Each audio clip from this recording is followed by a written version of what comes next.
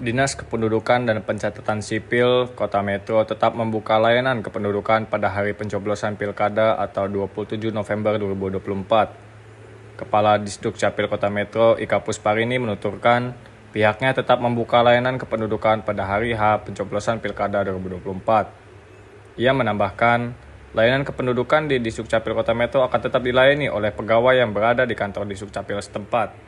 Ika mengungkapkan, pelayanan kependudukan pada tanggal 27 November 2024 di kantor Disduk Capil Kota Metro terdapat beberapa pelayanan yang diutamakan, seperti rekam kartu tanda penduduk, cetak KTP, dan aktivasi identitas kependudukan digital. Baik Kak, bentar lagi kan pencoblosan nih. Untuk Capil sendiri kita buka pelayanan nggak sih di hari pencoblosan tersebut? Kita buka dari jam 7:30 sampai dengan jam 1 siang. Untuk pelayanannya pelayanan apa aja sih itu?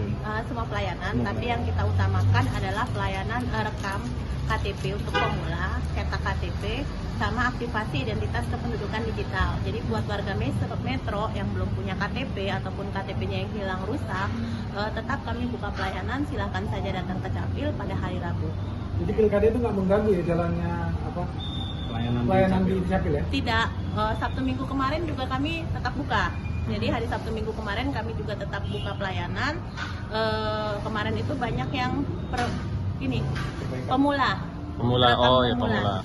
Iya, walaupun kami sudah keliling ke seluruh sekolah-sekolah, keliling juga ke seluruh kelurahan dan kecamatan.